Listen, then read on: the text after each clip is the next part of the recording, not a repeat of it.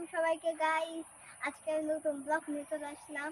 আমাদের ছাদে এসে বলেছি আমাদের গাছে এত আম হয়েছে বলে বুঝতে পারবো না, তার জন্য এই যে একটা ছুরি এনেছি, আম পেড়ে মানে কুচি কুচি করে কাটবো। তো চলেন শুরু করি। তো আম ছিঁড়ি, দেখেন আম ছিঁড়ছি কত সুন্দর, একদম টকটকে। চলেন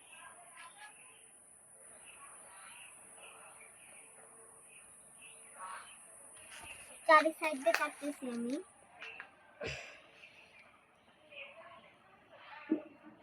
দেখেন কেমন কাটতেছি, দেখেন যে দেখি মনে হচ্ছে এটা একদম পাকা আর অনেক মজার আম, মানে এটা নষ্ট করতে পারবো না, অনেক মজার।